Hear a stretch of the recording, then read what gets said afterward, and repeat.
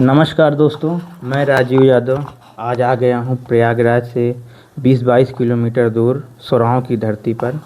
आप लोगों को मिलवाते हैं बिरहा सम्राट हैदर अली जुगनू की आवाज़ बिल्कुल same to same Haidar Ali ji की आवाज़ में गाने वाले श्री अखिलेंद्र प्रताप जी से।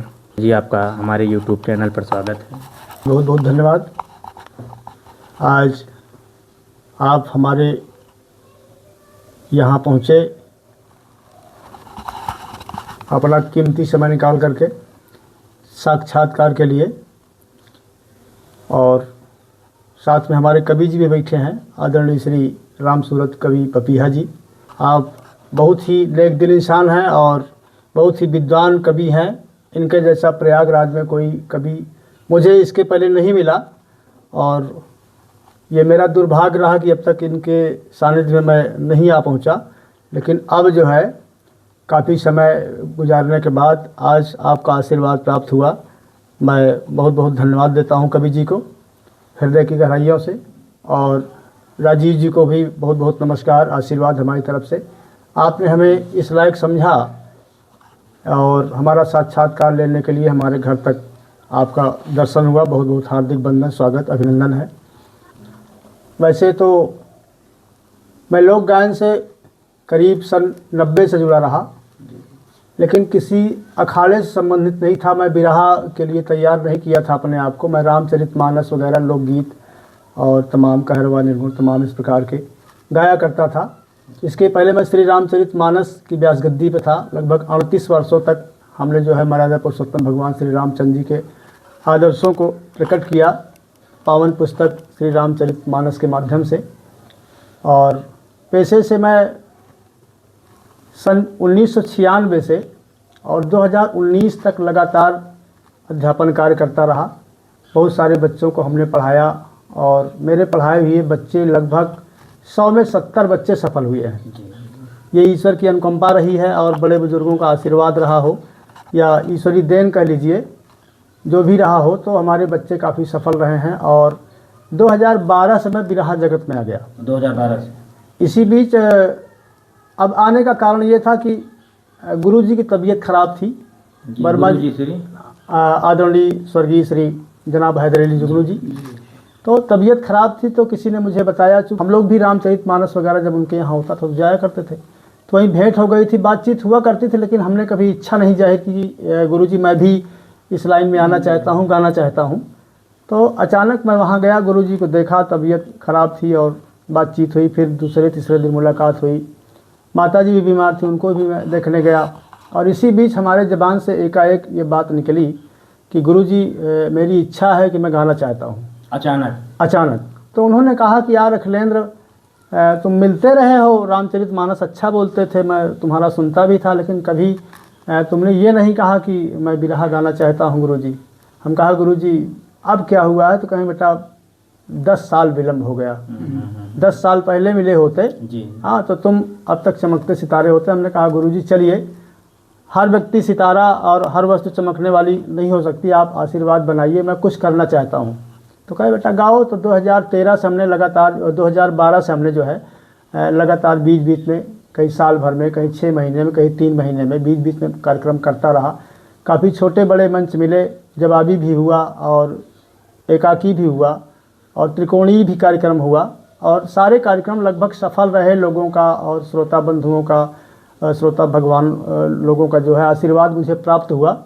और तब से लेकर आज तक मैं यहाँ तक पहुँचा हूँ इस मुकाम पे कि लोग कम से कम 10 जिलों में तो ज़रूर जानते हैं मुझे। अब कार्यक्रम की अलग बात है, कवि जी की कमोबेश अब जो जिस लायक है। और चूँकि बीच में मेरा स्वास्थ्य भी खराब हो गया था, तो उसके कारण से भी कार्यक्रम बाधित रहा। अब वो ईश्वर की मर्जी है, उसके आगे किसी की चलती नहीं है। बचपन से गुरुजी का और आदरणीय श्री लाल जी, स्वर्गीय श्री लाल जी लहरी चाचा जी का, और बिरहा के प्रथम स्तंभ और सबसे श्रेष्ठ कलाकार, मधुर वाणी वाले कलाकार आदरणीय श्री स्वर्गीय श्री राम कैलाश यादव जी दादाजी हमारे थे। तो मैं उस परिवार से हूँ, प्रयागराज की धरती से हूँ, जिन्होंने बिरहा को इतनी ऊंचाई तक तीनों लोग लेके गए। शायद और किसी ज़िले में सिर्फ हल्ला हो सकती है, लेकिन बिरहा की कद्र नहीं है जी। तो ये मैं तीनों लोगों को बहुत मानता हूँ, दादा को भी और अपने चाचा लहरी जी को भी और पिता तुल्य आदरणीय स्वर्गीय श्री हैदर जुगनू जी को भी। तीनों लोग के बारे में कुछ और बताएं। अब तीनों लोगों के बारे में ये है कि अब जैसे किसी कटाक्ष के मामले में, किसी जवाब के मामले में हाजिर जवाब तो हमारे लहरी चाचा जी थे ही, इसमें कोई दो राय नहीं। बेशक ये बात सही है, उनके जैसा कोई गवैया प्रयागराज में नहीं है, मतलब तुरंत कोई चीज़ कह देने के लिए, मतलब जैसे कह दिया जाए कि हाजिर जवाब थे। और जैसी वार्ता हमारे गुरु जी की थी, आदरणीय स्वर्गीय श्री हैदर अली जुगनू जी की वार्ता के मामले में, डायलॉग के मामले में उनके जैसा कोई नहीं था। और मधुर वाणी, मधुर गायन शैली के लिए एकदम मशहूर, देश विदेश तक अवधी भाषा में दादा राम कैलाश जी जैसा कोई गायक नहीं था, इतनी मीठी भाषा में गाते थे। इनकी कोई एक गीत हम सुनना चाहते हैं आपके मुँह से। जी जी, इनके तो वैसे बहुत से गीत हैं, लेकिन अब आप समझिए कि अब जैसे आदरणीय स्वर्गीय श्री हैदर अली जुगनू जी की एक गीत थी। नहीं, ये राम कैलाश जी की सुनना चाहते हैं। हैदर अली की तो जानते हैं, उनकी सेम आवाज़ में आप गाते हैं, उसको तो डिटेल में सुनेंगे। तो वो बड़ा मीठा स्वर में गाते थे। अरे लिखल गोरी पतिया पिया परदेस हो, लिखल गोरी पतिया पिया परदेस हो, लिखल गोरी पतिया। और इसी गीत को आदरणीय स्वर्गीय श्री हैदर अली जुगनू जी गाते थे। जी। क्या कहते थे? अरे झकोरा मारे झूलनी वह साड़ी लहराए हो, झकोरा मारे झूलनी। और इसी तरह से अब लहरी चाचा के तो तमाम फटके तमाम लोग बताते हैं, वो तो बेमिसाल थे फटके के मामले में, बेजोड़ थे, उनकी कोई कल्पना नहीं की जा सकती। हर तीसरे दिन उनका एक नया झटका आता है। जी जी जी जी, बहुत प्यार करते हैं तुमको सनम, इस तरह सपना गाते थे। वो हम नहीं कह पाएंगे, वो गुरु जी के मुंह से अच्छा लगता था, तो तमाम ऐसी गीते गाते थे। और गाते थे कि उड़त चिड़ैया काहे मारा बेईमनऊ, उड़त चिड़ैया काहे मारा बेईमनऊ, महला पे मारा दू महला पे मारा, अब बीच खिड़किया काहे मारा बेईमनऊ। ये लहरी चाचा गाते थे। तो तीनों लोग का अपना जो है अलग अलग तरीका था, और तीनों बेमिसाल थे, हम किसी को छोटा बड़ा नहीं कर सकते। अब इसका मतलब ये नहीं कि हमारे पिता हैदर अली जुगनू जी थे तो उनको ज़्यादा कह देंगे, क्योंकि तीनों भाइयों का मामला था, हम उसमें हस्तक्षेप नहीं करेंगे। लेकिन यह है कि सबसे ज़्यादा मैं हैदर अली जुगनू जी को मानता था। अब हम हैदर अली जुगनू जी की जी 2-3 गीतें 4 गीतें सुनना चाहते हैं आपसे, जो आपके मुंह से ज़्यादा अच्छी लगे। जी जी, अब जैसे हमारे गुरु जी गाते थे, अरे पतलकू काहे जदुइया डारा पतलकू, ये हमारे गुरु जी गाया करते थे। अरे जियत जिनगिया जियत जिनगिया तू हमने क्या मारा रे पतलकू काहे जदुइया डारा। तो ये गुरु जी की बात थी। तो कुछ लोगों ने कहा कि खलीफा जी आप केवल गुरुए जी के सुनाते। हमने कहा भैया देखो छोटा सा प्रयास है, मैं 2 लाइन अपने से गाता हूँ, आप लोगों को अगर अच्छा लगे तो धन्यवाद दीजिएगा। और ये आपके हमारे जो राजीव जी सामने बैठे हुए हैं, चैनल को इनके सब्सक्राइब करिएगा, और अच्छा लगे तो धन्यवाद दीजिएगा, कमेंट भी करिएगा। तो इनके चैनल का नाम है राम सेवक बिरहा म्यूजिक जी। तो दुल्हनिया पियवा के अपने बुलावे, दुल्हनिया एक नई शादी हुई है, और बड़ी दयनीय स्थिति यह है कि पुरानी परंपरा के पुराने ख्याल के पति देव जी हैं, मर्यादित हैं बिल्कुल, तो अपने पति के करीब मतलब अपने बड़े भाई के समक्ष, पिताजी के समक्ष जाते नहीं हैं, और दुल्हन अकेले में कोसती रहती है कि बताओ ये हमसे मिलने नहीं आते, मैं इनका दीदार नहीं कर पाती दिन में एक बार कम से कम, पति पत्नी का मतलब जो होता है। तो वही कहती है, आंगन में खड़ी हो जाती है और इशारे से बुलाती है। वो इशारे में पिया है, कहा पिया थोड़ा सा मेरे करीब आइए, 2 बात हो जाए, आपका दीदार कर लूँ। तो दुल्हनिया पियवा के अपने बुलावे, अरे मारे कनखिया, अरे मारे कनखिया हिया बिजुरी गिरावे दुल्हनिया पियवा के अपने बुलावे। अब अंगूरी के पोर फोड़त है बाबूजी, अपने से अपन अंगूरी के पोर फोड़ फोड़ के मतलब सोचत है अंगूरी के पोर फोड़ बलि बलि जाय हो, अंगूरी के पोर फोड़ बलि बलि जाय हो, सगरो बदनिया में नहिया समाय हो। कहे पिया आवा ना, एक बेरी हमारे करीब आ जा, आपके देख ले मन भर के। और जब पिया आ जाती एकदम मगन हो जाता बाबूजी, जैसे बहुत बड़ा खजाना मिल गया हो। अरे अंगना में नाचे, अंगना में नाचे अब सजना रिझावे दुल्हनिया पियवा के अपने बुलावे दुल्हनिया। कहें पिया आपके सूरत बड़ी मोहनी लागत है, आप बड़ा निक लागत है, रच के हमारे लगा समय बिताए देव करा।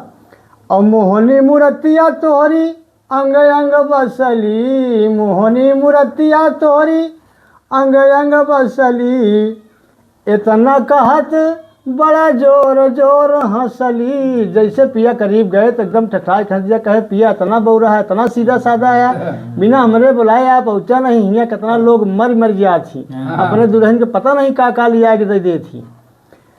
अरे असली खजाना के, जैसे दुल्हन पास में पहुंचा था, दुल्हन के पिया पास में पहुंचा थी, ऐसा लगा जैसे असली खजाना के चोर पाई हो। अरे असली खजाना के चोर जैसे पावे दुल्हनिया पियवा के अपने बुलावे दुल्हनिया पियवा के अपने बुलावे। अब प्रयागराज की मिट्टी का असर है कि यहाँ की परंपरा की बात है, लेकिन प्रयागराज हमेशा गायन क्षेत्र में और किसी भी क्षेत्र में, चाहे पहलवान हो, चाहे वैज्ञानिक हो, चाहे विद्वान हो, चाहे कवित्रियाँ हों, चाहे कवि लोग हों, चाहे लेखक हों, यह अग्रणी रहा है भारत सदैव। जब बिरहा आप स्टार्ट किए जी, तो क्या क्या कठिनाइयाँ आई आपके जीवन में? कठिनाइयाँ तो सबसे पहले स्वास्थ्य की समस्या थी। रिहर्सल की हमें बहुत ज़्यादा आवश्यकता नहीं पड़ी, इसलिए कि मैं तीनों मतलब चाचा जी का और अपने गुरु जी का और दादाजी का, आदरणीय स्वर्गीय श्री राम कैलाश जी का, मैं आभारी हूँ इन तीनों लोगों का। मैं तीनों लोगों से कुछ न कुछ हमेशा लेता रहा हूँ, अपने जीवन में उसको उतारता रहा हूँ। और उन तीनों लोगों की संस्कृति और सभ्यता और जो उनकी जो परंपरा थी, गाने की शैली थी, वो कुछ न कुछ मेरे अंदर मतलब हमेशा से, मतलब जब से मैं गाना शुरू किया, लगभग आप समझिए कि सन 90 के बाद से मैं शुरू कर लिया हूँ। जी जी। तो मैं बिरहा जगत में नहीं था, तब भी लोकगीत, निर्गुण, जितने भी प्रकार के गीत होते हैं मैं बीच बीच में गाया करता था, और अकेले में भी मैं घर पे गुनगुनाता रहता था। मुझे रिहर्सल की ज़रूरत नहीं पड़ी। बिरहा के पहले, बिरहा जब गाते थे उसके पहले, हाँ, मुझे ये सब गीत कहाँ से मिलती थी आपको? अब कुछ तो सीख लेता था तीनों लोगों से, तीनों स्तंभों से, और जो नहीं समझ में आता था किसी न किसी आस पड़ोस के जो गाने वाले लोग रहते थे, कभी पूछ लिया, ज़्यादा पूछने की ज़रूरत नहीं पड़ी। और फिर इसी बीच हमारी मुलाकात हो गई आदरणीय श्री राजेंद्र प्रसाद पटेल जी, जो हमारे प्रथम कवि रहे। आज जी खेती किसानी के कारण, थोड़ी व्यस्तता के कारण, पारिवारिक झंझावात में पड़ गए और उनको समय नहीं मिल पाया, तो कहेंगे अखिलेंद्र जी अब ऐसा करिए कि कभी आप कोई दूसरा ढूंढिए। तो इसी बीच हमको, भाई हम निंदा नहीं कर पाएंगे लेकिन बहुत प्रशंसा के भी पात्र नहीं हैं, आदरणीय पवन कवि जी से मुलाकात हमारी हो गई। जी जी। हाँ, तो उन्होंने मुझे गीत देना शुरू किया। फिलहाल विशेष हमको दिक्कत नहीं थी, लेकिन एक विशेष कमी उन्होंने किया जो एक कवि के लिए मतलब अच्छी बात नहीं हो सकती। जैसे कोई गीत हमें दिया गया और इसी गीत को 3-4 गायकों को दे दिया गया। तो एक गीत लिखते थे, उसको जितने शिष्य थे उनको सबको दे दिया जाता था। सबको देते थे, और सबसे जो है 10 रुपया, 100 रुपया, 200 रुपया, 400 रुपया, जो उनका सिस्टम था। तो अपना सिस्टम मुझे ये बात अच्छी नहीं लगी। एक गुरु और एक कवि को इस तरह नहीं करना चाहिए। गाना आप लिखते हो ठीक है, आप मुझे दे रहे हो, किसी को दे रहे हो, तो जो उसको दे रहे हो मुझे मत दो। हाँ, तो ये बात मुझे अच्छी नहीं लगी, तो मैं बिल्कुल ऊब चुका था। और इसी बीच आदरणीय, मैं इनको कवि सम्राट कहूँगा, हाँ, सम्राट तो खैर मैं नहीं, श्री राम सूरत यादव पपिया, सम्राट मैं अपने मुंह से नहीं कह सकता राजीव भाई। कवि जी से भेंट हो गई, तो इन्होंने कहा अखिलेंद्र जी मैं किसी के लिए हाँ नहीं कहा कि मैं बराबर गाना लिखूंगा, लेकिन आपके लिए प्रयत्न करूंगा। समय मेरे पास बहुत ज़्यादा नहीं रहता, क्योंकि मैं पैसे से हारमोनियम वादक भी हूँ, परिवार का जिम्मेदार नागरिक भी हूँ देश का, और पढ़ा लिखा हूँ। और कवि जी हमारे स्नातक हैं और मैं भी स्नातक हूँ। अच्छा, आप परा स्नातक हैं, एमए हिंदी साहित्य से हैं, और मैं भी समझिए कि स्नातक हूँ। स्नातकोत्तर होने की स्थिति में था, लेकिन 1 साल छूट गया, इसलिए कि ये साक्षात्कार हो रहा है, इसमें झूठी बात अच्छी नहीं लगेगी लोगों को, आज नहीं कल पता चलेगा, तो मैं थोड़ा बढ़ा चढ़ा कर नहीं बोल पाता हूँ, ये मेरे आदत में शामिल है। नहीं, झूठ बोलना भी नहीं चाहिए जी। तो कैसे कवि जी से कैसे मुलाकात हुई? कि पहले से आना जाना था कवि जी का? नहीं, आना जाना कवि नहीं जी था। आपके साथ थे, उसके पहले से आना जाना था कवि जी का कि नहीं, 1-2 कार्यक्रम मेरा था। आदरणीय गोहरी के मतलब एक कलाकार हैं, लालजी लहरी चचा के अखाड़े से हैं, उनके शिष्य हैं, आसाराम पटेल जी गाते रहे, तो उनके साथ मेरा 1-2 कार्यक्रम लगा जी। तो आप उनके शागिर्द बन के आए थे, सारथी बन के आए थे, हारमोनियम मास्टर, शागिर्द गलत होगा, तो सारथी बन के आए थे जी। तो उसी में हमारी और कवि जी की एक नज़र थोड़ा सा मुलाकात हुई। फिर अरसा बीत गया, 1-2 साल बीत गया, तो हमने कहा कवि जी मुझे छोटी सी ज़रूरत है, यदि आप पूरी कर सकें तो कहें कि चलिए आप हमारे छोटे भाई हैं और इस लायक मुझे समझते हैं, तो मैं आपके लिए कुछ करूँगा। तो बस वहीं से ये सिलसिला आगे की ओर चल पड़ा। अब कहाँ तक चलेगा, मैं तो ये समझता हूँ कि राम और लक्ष्मण की तरह ये मतलब युगलबंदी चलती रहे आजीवन, जब तक मैं बिरहा गाऊँ, अंतिम सांस तक। जी जी। तो जैसे आपसे मुलाकात हुई वहाँ, तो कितने गीत दिए हैं लगभग तब से? 2 साल में कितने गीत दे दिए आपको? अब कवि जी लगभग 50-60 की संख्या में दिए होंगे। वैसे तो यूट्यूब पे हमारे गीत 300-350 करीब में होंगे। कवि जी आप क्या कहना चाहते हैं? अब हम तो ज़्यादा कुछ नहीं कह पाएंगे, हम तो यही आशीर्वाद देंगे कि अखिलेंद्र भाई जहाँ भी रहें, हमारे तरफ से भगवान उनको फूले फले और अच्छी गीत लोगों के समक्ष प्रस्तुति करें। और जैसा कि नाम भी है उनका हर जगह, और बहुत लोगों को मुखारबिंदों से मैंने सुना भी है कि जनाब हैदर अली जुगनू जी स्वर्गीय हो चुके हैं महाराज जी, उनका आशीर्वाद इनके ऊपर हमेशा रहे। और डबल रोल आवाज़ में भी लोग कहते हैं ऐसा एक सिस्टम है राजू भाई, मैं जो गीत अखिलेंद्र भाई को दे दिया, मैं वो गीत दूसरे को नहीं देता हूँ, उसका जोड़ लिख के दे दूंगा, लेकिन सेम वो गीत नहीं मिलेगी। ये हमारा नियम है, क्योंकि उससे क्या है, जो है गीत जो है ना, वो अगर 10 जगह दिया तो उसमें नाम खराब हो जाता है कि वही गीत उनको दे दिया, वही गीत उनको दे दिया। मान लीजिए दोनों कलाकारों की प्रस्तुति साथ में हो गई, हाँ, और वही इनके पहले वो गा दिया, तो बाद में रजिस्टर में पता लगा कि अरे यार यही कवि जी हमको भी दिए थे, बड़ा गलत काम किए। तो लोगों के दिमाग में थोड़ा गंदगी महसूस होती है कि ठीक नहीं है ऐसा। हम यही चाहेंगे कि ये गीत कोई भी कवि हो, मैं ही नहीं, हम तो यही उनसे अनुरोध करेंगे जो गीत किसी को दिया जाए वो दूसरे को ना दिया जाए। बस आपसे कहते हैं भैया कि हमको एक बिरहा चाहिए फला मैटर पे, कोई मैटर बताते हैं, तो आप लगभग कितने दिन में तैयार करके दे देते हैं? बिरहा तो अगर कोई इमरजेंसी भी कह दे तो हम इतना जरूर कहते हैं, हमको ज़्यादा मतलब समय मत दो, तो आधा घंटा दो, मैं आधा घंटा में बिरहा लिख दूंगा। आधा घंटे में पूरा 1 घंटा पूरा बिरहा लिख के दे दूंगा। आप अगर कल प्रस्तुति है, आज हमको मालूम हो गया मैं बराबर घर पे हूँ, कहीं फंसा नहीं, तो मैं रात में लिख करके उनके पास भेज दूंगा तुरंत। लेकिन जिससे हमसे ज़्यादा चाहत है, अब इस सब नहीं कि जहीं पहुँचे उसी को मैं ना लिख पाऊँगा। हाँ, समय यही है कि हमारे लिए थोड़ा समय की पाबंदी है। और कवि के साथ साथ एक छोटा मोटा हारमोनियम वादक भी हूँ। तमाम लोगों के माध्यम से हमका बुलाया होता रहता है, यहाँ से प्रतापगढ़, कुंडा, आदिलाबाद, हर जगह पहुँचता हूँ। अगर कोई कह दिया मैं हाँ बोलता हूँ। अब मेरी एक चीज़ और बात, मैं किसी से नहीं कहा कि मैं इतना लेट तो चलूँगा, मैं कहता नहीं, वो खुद जानते हैं कि चाँद कहाँ तक चमकेगा, सूरज कहाँ तक चमकेगा, वो सब लोग जानते हैं। जी, कुछ लोगों का मानना है कि बिरहा यादवों का है, आप पटेल खानदान से हैं, आपका क्या मानना है कि कहाँ तक ये बात सही है, कहाँ तक गलत है? तो जहाँ तक सवाल उठता है बिरादरी का, तो बिरहा का शुरुआती दौर जो रहा है वो यादव कुल से ही शुरू हुआ है। जी। इस बात पे यदि कोई टिप्पणी करता है तो वो गलत करता है। जैसे किसी का पैसा जो होता है, जैसे ब्राह्मण लोग थे, वो अपना पूजा पाठ हाँ, तो यादव बिरादरी में ये बिरहा था और पाल बिरादरी में था, ये 100% बात सही है। जी। लेकिन चूँकि मनोरंजन का साधन भी है, इसलिए किसी भी बिरादरी के लिए लोग इसको गा सकते हैं। बिरहा के माध्यम से, लोक गायन के माध्यम से अपनी बात को कहने का पूरी तरह से अधिकार है। और मैं पटेल परिवार से हूँ जी। मुझे जहाँ तक लगता है कि बिरादरी का संगीत से कोई तालमेल नहीं है। जी। यदि आप किसी कार्य में निपुण हैं, जिस लायक आप हैं, आपको सम्मान मिलेगा, इसमें कोई दो राय नहीं है। अगर कोई मानता है कि बिरादरी जैसी कोई बात है गाने में या आगे बढ़ने में या रुकावट देने में किसी समाज से किसी समाज के लिए, ऐसी कोई भावना नहीं है किसी के प्रति। अगर आप किसी चीज़ के लायक हो गए हैं, उस पद के लायक हो गए हैं, तो आपको कोई दिक्कत होनी नहीं चाहिए मेरे ख्याल अभी से। आपको सुनने में नहीं मिला कि अरे हम पटेल हैं, इस वजह से प्रोग्राम हमको नहीं मिल रहा है या नहीं देना चाह रहे हैं लोग?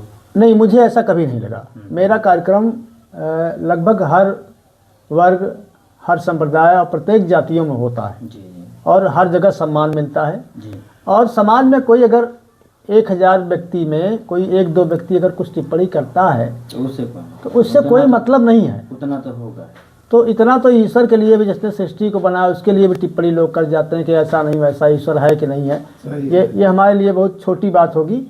तो मेरे ख्याल से बिरादरी नाम से संगीत से कोई लेना देना नहीं है। और जहाँ तक बिरहा का सवाल है, वो इस बात का संकेत देता है। संकेत क्या है, पूरी दुनिया जानती भी है कि यादव कुल से बिरहा की शुरुआत हुई और गलरिया कुल से, पाल बिरादरी से बिरहा की शुरुआत हुई है। ये और बिरहा की उत्पत्ति के बारे में और क्या बताना चाहते हैं? अब बिरहा की उत्पत्ति के बारे में जब तक दादा राम कैलाश यादव जी, लहरी चचा और हैदर अली जुगनू जी, इन लोगों को पहले का तो मैं बहुत ज़्यादा नहीं जानता हूँ। हाँ, इनके गुरुजी जो हमारे बाबा लगते थे, आदरणीय स्वर्गीय श्री राम आधार जी से मुलाकात हुई है, लेकिन मुझसे बात नहीं हो पाई। मैं काफ़ी दूर था, बचपन था। मैं सुन रहा था हैदर गुरु की और इनकी बात को लेकर के। हमारे इसी बगल यादवपुर ग्राम सभा में कार्यक्रम चल रहा था। उमा बैरागन जी थी, बिरहा जगत की पहली महिला गायिका। तो वहीं पे इन लोगों की मैं बातचीत सुन रहा था। हमने देखा था कि मतलब गुरु जी को आदरणीय स्वर्गीय बाबा जी हमारे जो थे रामधार यादव जी, कितना सम्मान देते थे। अब यही बात हो गई ना बिरादरी की। अब देखिए, वो यादव थे लेकिन ये मुसलमान थे, इनको बहुत मानते थे, जबकि यादव कुल के लोग भी गाते थे, लेकिन इनसे बेहतर नहीं गा पाए तो इनको ज़्यादा सम्मान देते थे। तो कहाँ रह गई बिरादरी की बात? बिरादरी देख के कला नहीं दी जाती। अब अगर ऐसा होता तो हैदर अली जुगनू जी को कहाँ मिलती? नहीं, कहाँ से बिरहा सम्राट कहलाते? सही बात है, इसमें जातिवाद से तो कोई मतलब नहीं है। अपने आप को तराशने की ज़रूरत है। वहाँ तक भाई गुरु कृपा कब मिलती है? जब आप उसमें श्रद्धा रखेंगे, गुरु को मानेंगे, शिष्य की तरह रहेंगे। जी जी। नहीं तो चाहे जिस बिरादरी के हों, कुछ होने वाला नहीं है। गुरु जी जब गाते थे हैदर अली जी, तब की बिरहा शैली में अब की बिरहा शैली में अंतर है या वही? बहुत अंतर है। गुरुजी 2 घंटे का बिरहा गाते थे, या तो 20 मिनट का बिरहा होता है। अब उनके यहाँ ये था कि सबसे पहले भूमिका बोलते थे, हाँ, साखी बोलते थे, जिसका साहित्य में मतलब नाम है साक्षी जी, जिसको लोग हंकार भी कहते हैं। फिर उसके स्थान पे आ गया जो है, अब डायरेक्ट लोग सीधे सीधे टेरी शुरू कर देते भूमिका के बाद। ऐसा कभी भी ऐसा नहीं था। ये खड़े बिरहा में था, जिसको लोग खड़ी बोलते थे। उसमें उड़ान खड़ी ऐसे मारते चले जाते थे कहानी बताते हुए। लेकिन जब उनका दौर आया, ये तीनों लोगों का, दादाजी का, चाचा जी का और हमारे गुरुजी का, तो ये लोग जो है हंकार, जिसको साक्षी बोलते हैं, और फिर भूमिका, फिर कव्वाली या नज़म, हाँ, फिर उसके बाद 1 आध 2 तर्ज, हाँ, फिर जाकर बिरहा के बीचों बीच या थोड़ा सा इधर उधर करके टेरी लगती थी।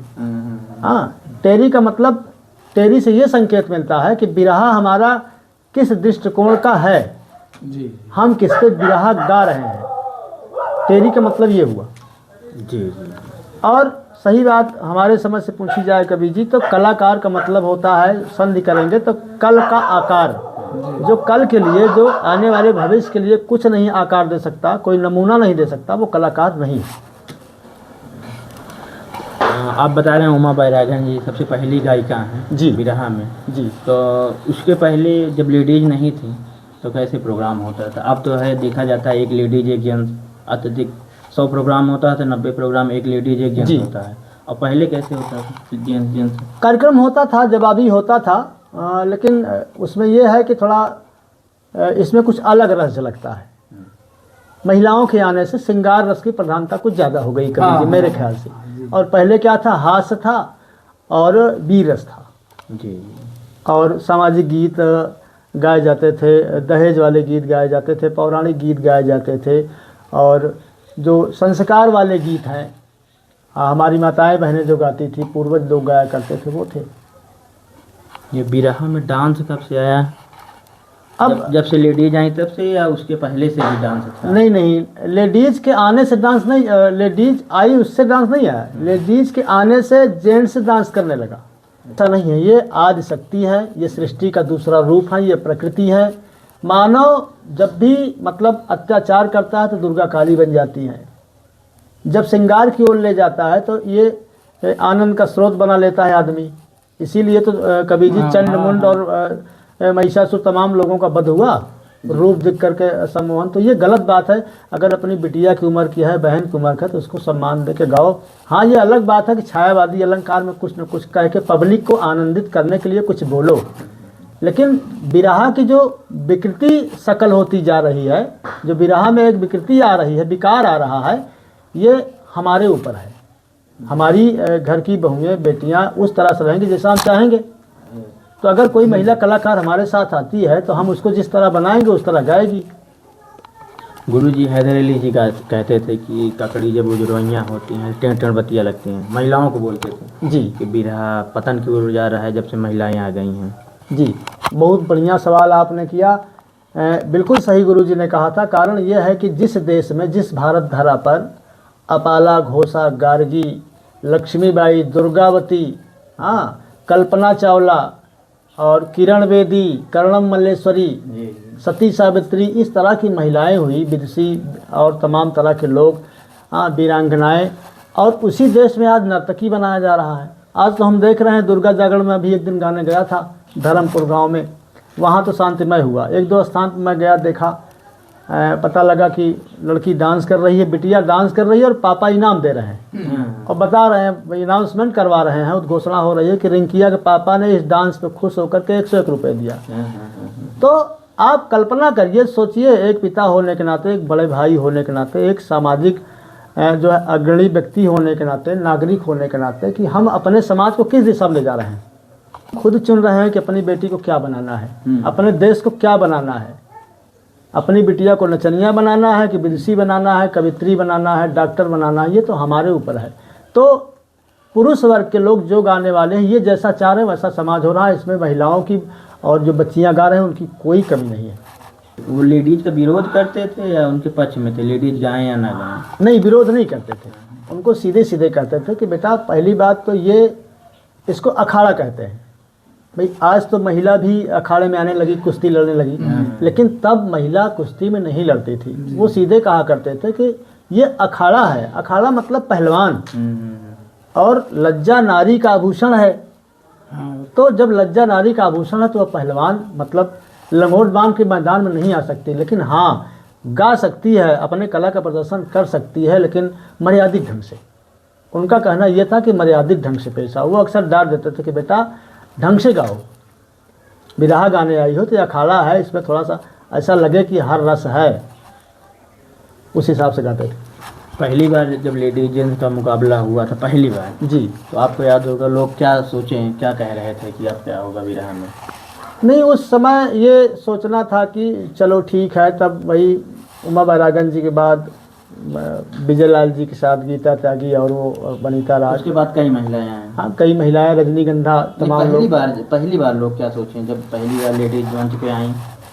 अब देखिए, पहली बार अगर कोई घटना होती है, कोई संगम किसी का होता है, संगीत का या किसी भी क्षेत्र का, तो उसमें आदमी निर्णय नहीं ले पाता कि क्या सही है क्या गलत है। वो आप समझिए कि उदाहरण के तौर पे मनोरंजन के हिसाब से आदमी लिया, हाँ, उसे कुछ अच्छा लगा, कुछ लोग कम पसंद किए, फिर धीरे धीरे ये हुआ कि भाई जैसे लड़की है, जैसे महिला बहुत अच्छा गाती है, उसको प्रोत्साहन मिला।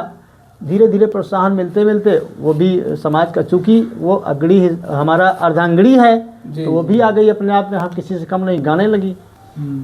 सम्मान देना चाहिए और अच्छी बात है, गाने लगी। लेकिन जो विकृति आ रही है उनके नेचर में, उनके स्वभाव में, गाने के तरीके में, वो हम दे रहे हैं और हमारा समाज दे रहा है। जो आपके गीत हैं आपकी आवाज़ में जी, वो सुनना चाहते हैं। अब जैसे हमारे गुरु जी एक गीत गाते थे कि गली गली नचिया देखावल सरे नैनीताल के नटिनिया। इसको हमने 2 लाइन लिखने का प्रयास किया। अरे मधुबन के बंसी बचैया हो, मधुबन के बंसी बजैया हो, नाचै ताता थैया, मधुबन के बंसी बजैया हो, नाचै ताता थैया, नाचै ताता थैया, नाचै ताता थैया, नाचै ताता थैया। अरे नाचै गोपाल मधुबन गैया हो, नाचै ताता थैया, नाचै मगन मन गैया हो, नाचै ताता थैया। ये गीत है और हमें ये उम्मीद है कि आपको और श्रोता बंधुओं को अच्छा लगेगा। जो भी लगेगा, अगर किसी प्रकार की गलती होगी, त्रुटि होगी तो आप क्षमा करेंगे। हमारे गुरुजी एक लाइन और गाते थे, और वो गाते थे अपने ज़माने में, वो तर्ज है, रंग लाती है हिना पत्थर पे घिस देने के बाद, रंग लाती है हिना पत्थर पे घिस देने के बाद, होश में आता है मानव ठोकरे खाने के बाद। और मेरी तरफ से अंत में एक बात कहना है कि आदमी को आदमी बनना सबसे बड़ी बात है। आप आदमी बन जाइए, उसके बाद कलाकार हो जाएंगे, सब कुछ हो जाएंगे, बड़ा अच्छा लगेगा। लेकिन अगर आप आदमी नहीं बन पाए तो चाहे कलाकार हो, चाहे बिरहा गायक हो, चाहे सम्राट हो, चाहे कुछ हो, सब कुछ बेकार है।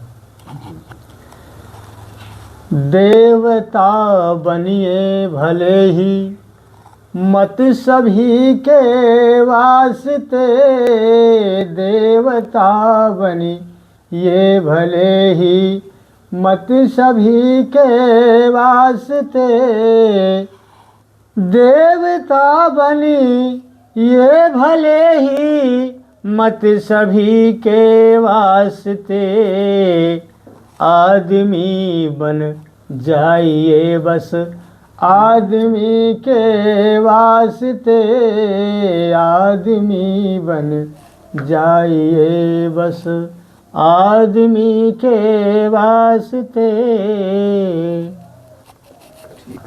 एक हैदर अली जी की धुन है, घुसुरगा बरधा सरिया में झार, ये वाला एक बार सुना दीजिए। इसको सत्यनसिया वाले में कुछ गाए हैं और ये दूल्हा ससुराल में कुछ गाए हैं, उसमें गा दिए हैं। वो सत्यनसिया वाले में गाए हैं, अरे गजब की हूँ बहिनी चिन्ह्यू न भतार हो, गजब की हूँ बहिनी चिन्ह्यू न भतार हो, गजब की हूँ बहिनी।